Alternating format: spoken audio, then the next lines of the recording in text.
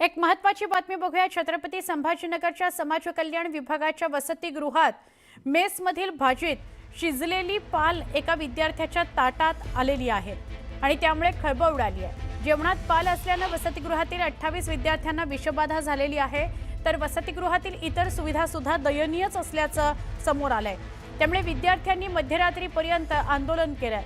समाज कल्याण मंत्री संजय शिरसाट यांनी 1 वर्षाआधी सूचना देऊनही कोणतीही परिस्थिती वसतिगृहाची बदललेली नाही। ही गंभीर बाब आहे। याच्याविषयी आढावा घेतला आमचे प्रतिनिधी अविनाश कानडजे यांनी। मी आता त्या वसतिगृहात उभा आहे जे समाज कल्याणच्या अंतर्गत येतं आणि त्याच वसतिगृहाच्या मुलांच्या जेवणामध्ये पाल निघाली होती।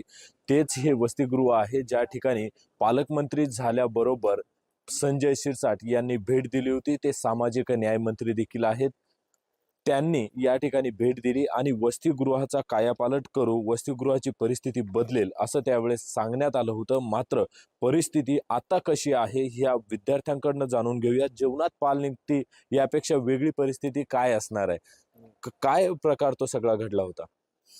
इथं 7 वाजता मेस नाही का संध्याकाळी चालू होती। 7 ते 8 वाजेपर्यंत विद्यार्थी 50 ते 70% विद्यार्थी इथे मेसमध्ये जेवले। त्यानंतर एक विद्यार्थ्यांना म्हणजे वाढून घेतलं जेवण, तर तेव्हा त्याच्यामध्ये डायरेक्ट पाल दिसली आणि 70 ते 50% विद्यार्थी जेवलेले होते। त्यानंतर सगळ्याला मळमळ उलट्या वगैरे सुरू झाल्या। नंतर मग आम्ही सहाय्यक आयुक्त साहेबांना बोलवलं। मग सहाय्यक आयुक्त साहेबांनी आले, त्यानंतर त्यांना ऍडमिट वगैरे केलं घाटीत।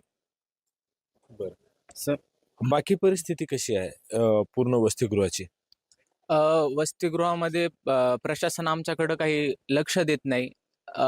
ज्या मासिक मीटिंग्स व्हायला पाहिजेत, आमच्या समस्या ज्या प्रशासनाने जाणून घ्यायला पाहिजेत, त्यासाठी प्रशासन काम करत नाही। आम्हाला आमचे अधिकार मिळवून देण्यासाठी प्रयत्नही करत नाही।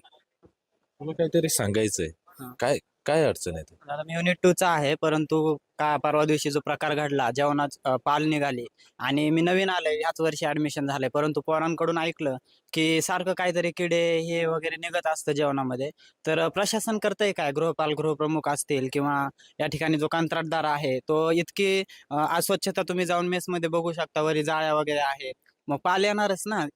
कितीही तुम्ही खाली व्यवस्थित केलं पण वरी स्वच्छता ठेवली पाहिजे, निदान किचन मध्ये तरी। वसतिगृहाची परिस्थिती बघा, आज आम्हाला फक्त 1 घंटा सकाळी पाणी मिळतं।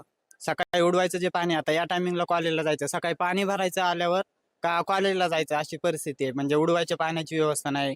रूम मध्ये आरशे, JR मध्ये आरसा असतो प्रत्येक रूमला आरसा वगैरे काहीच नाही। बाथरूमची सुविधा जी आहे, ते बरेच बाथरूम हे ब्लॉकेज आहेत।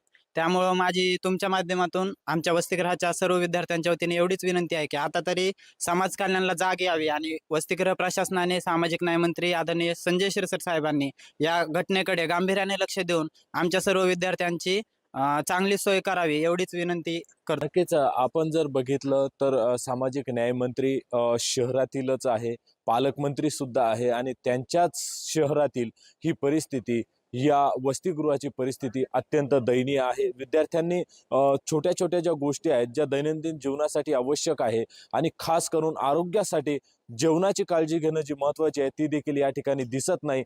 ज्यावेळेस मंत्री येतात, इतर कोणाच्या व्हिजिट होतात, त्यावेळेस संपूर्ण काही चकाचक करून ठेवलं जातं, दाखवण्याचा प्रयत्न वेगळा होतो। मात्र प्रत्यक्षात जैसे तेच आपल्याला या ठिकाणी पाहायला मिळतंय। अविनाश कानडजे, न्यूज 18 लोकमत, छत्रपती संभाजीनगर।